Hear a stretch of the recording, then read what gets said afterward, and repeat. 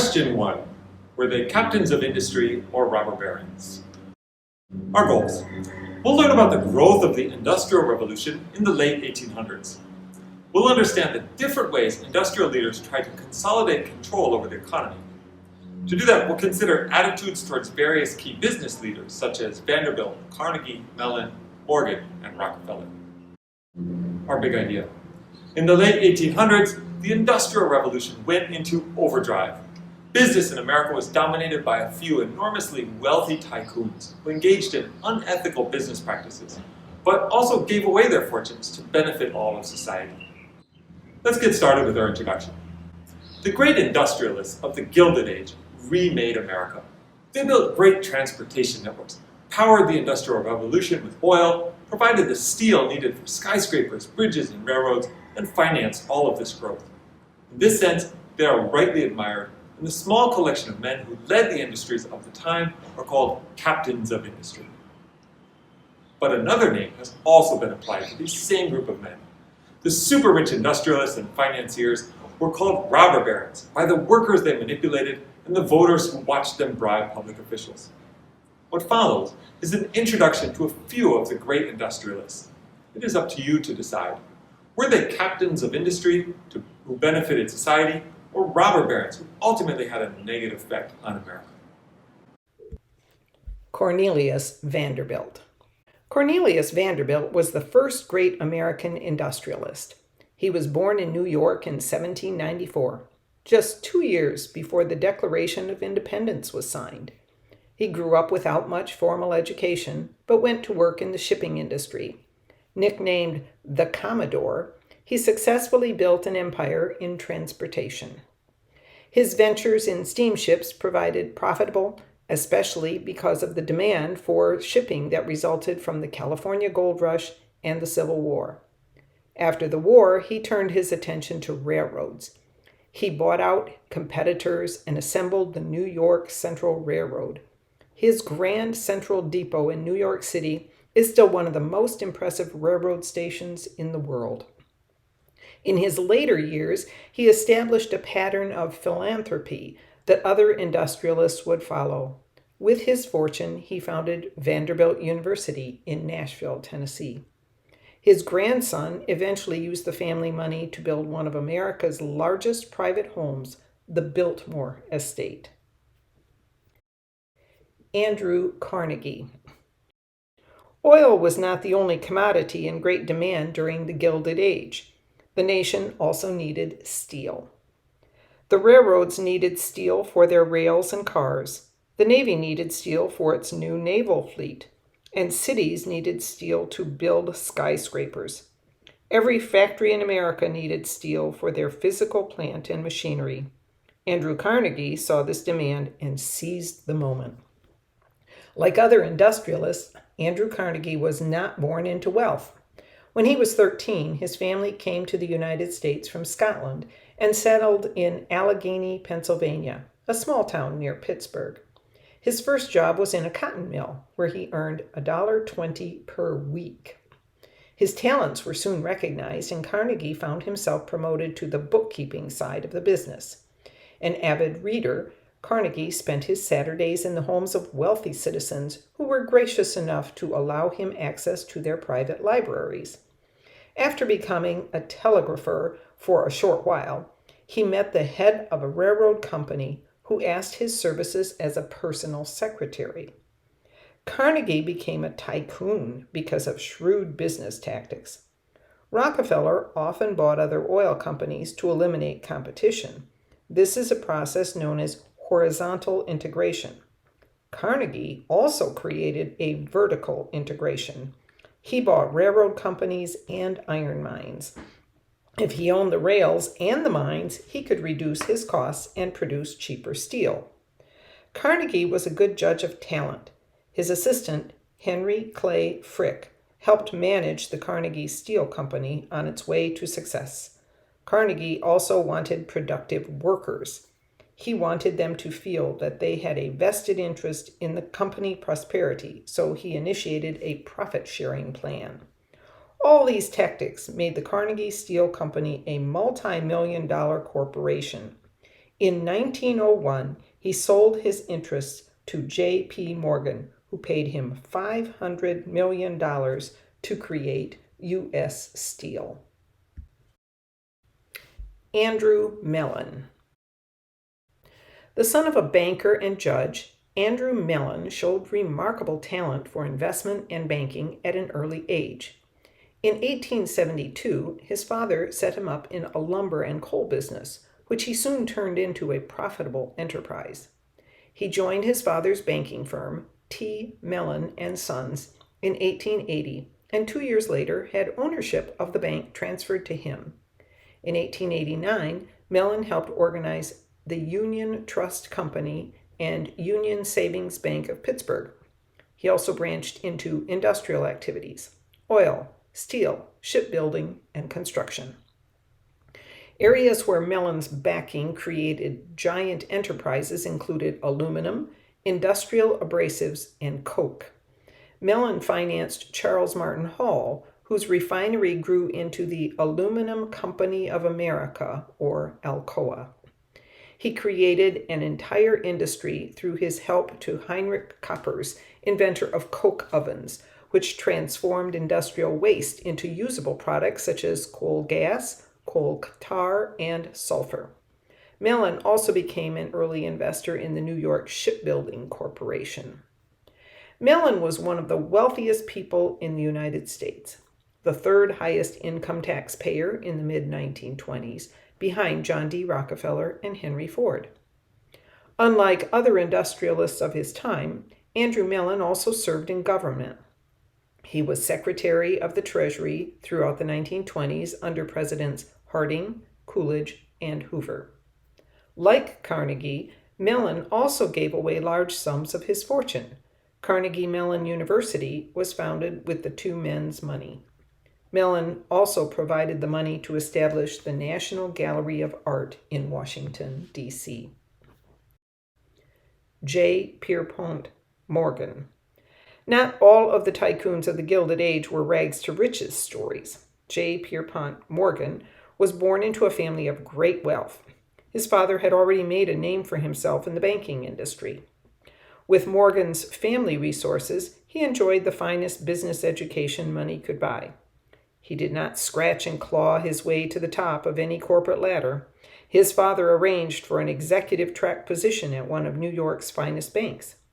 Regardless of his family's advantages, Morgan had a great mind of his own.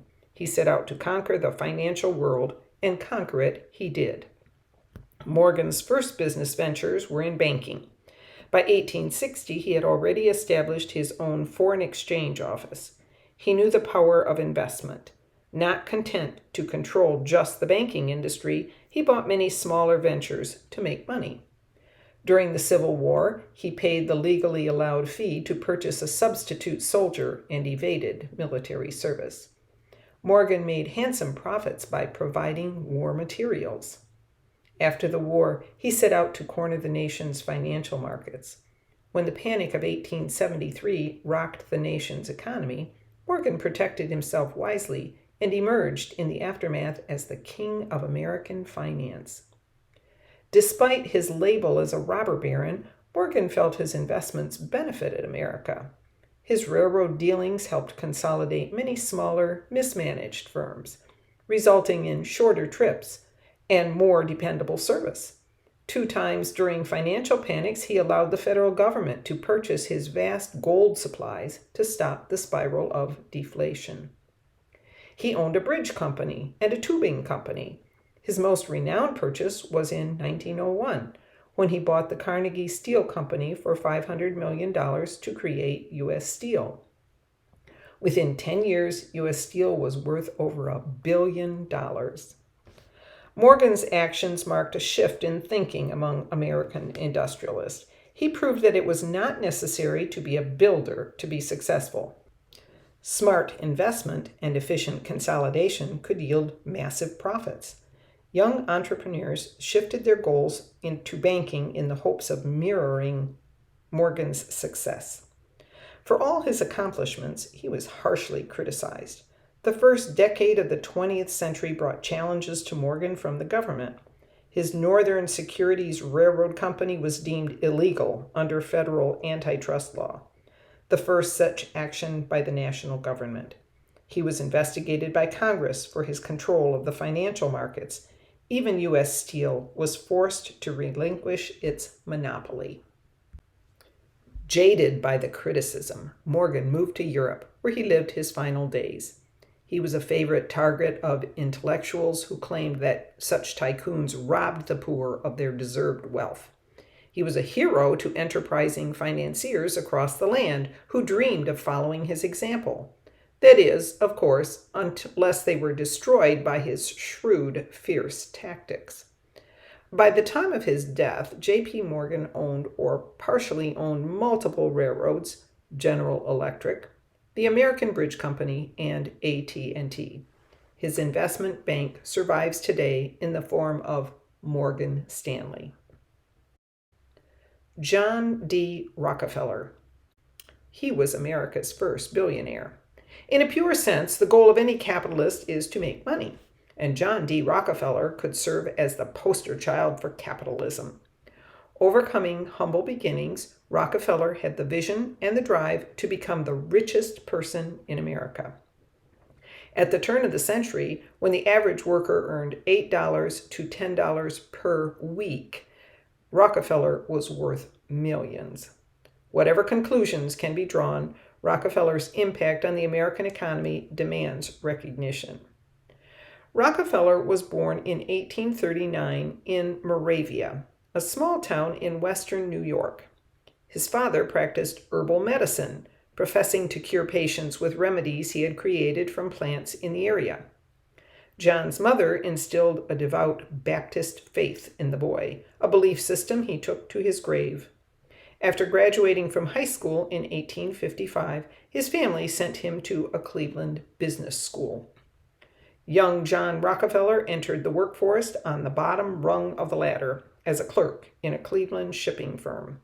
Always thrifty, he saved enough money to start his own business in produce sales. When the Civil War came, the demand for his goods increased dramatically. Rockefeller took advantage of the opportunity and amassed himself a small fortune. He took advantage of the loophole in the Union draft law by purchasing a substitute to avoid military service. When Edwin Drake discovered oil in 1859 in Titusville, Pennsylvania, Rockefeller saw the future. He slowly sold off his other interests and became convinced that refining oil would bring him great wealth. Rockefeller introduced techniques that totally reshaped the oil industry. In the mid-19th century, the chief demand was for kerosene. In the refining process, there are many byproducts when crude oil is converted to kerosene. What others saw as waste, Rockefeller saw as gold. He sold one byproduct, paraffin, to candle makers, and another byproduct, petroleum jelly, to medical supply companies. He even sold off other so-called waste as paving material for roads. He shipped so many goods that railroad companies drooled over the prospect of getting his business. Rockefeller demanded rebates or discounted rates from the railroads. In exchange, he guaranteed the friendly railroad the right to ship his oil. He used all these methods to reduce the price of oil to his consumers. His profits soared, and his competitors were crushed one by one. Rockefeller forced smaller companies to surrender their stock to his control.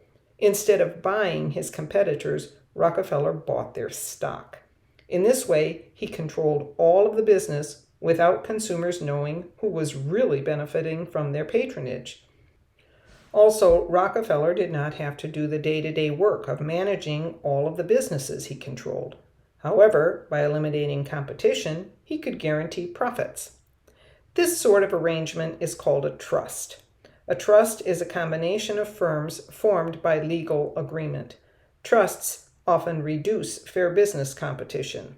As a result of Rockefeller's shrewd business practices, his large corporation, the Standard Oil Corporation, became the largest business in America.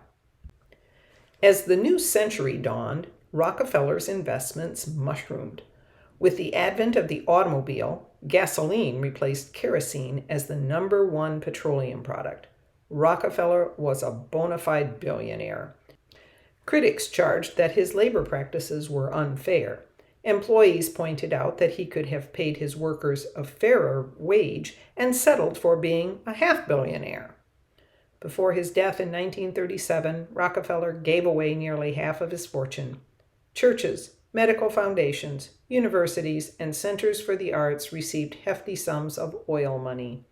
Whether he was driven by goodwill, conscience, or his devout faith in God is unknown.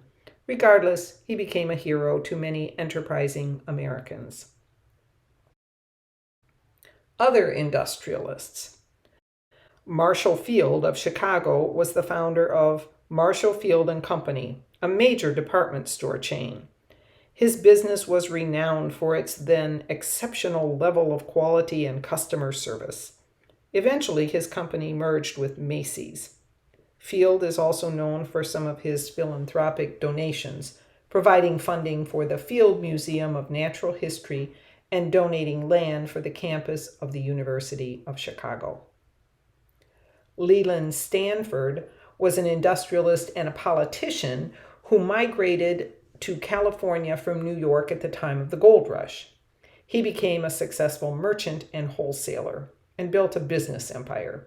He spent 1 two-year term as governor of California after his election in 1861, and later 8 years as a senator from the state. As president of Southern Pacific Railroad and, beginning in 1861, Central Pacific, he had tremendous power in the region and a lasting impact on California. He and his wife founded Stanford University. William Clark started his career as a miner and merchant during the heady days of the gold rush. Eventually, he made his way to Butte, Montana, where he built a mining empire based on copper. Known as the Copper King, Clark eventually also became a senator, although it was widely known that he had purchased the honor by bribing Montana legislators. Conclusion. They built the industrial America that we know today. In that sense, they can rightly be heralded as captains of industry. They certainly demonstrated impressive talent for business, leadership, and investment, and many of them gave away large portions of their fortunes to benefit society. Or should they be demonized as robber barons who exploited poor immigrant workers, unjustly enriched themselves, and manipulated government to their advantage? What do you think? Were they robber barons or captains of industry?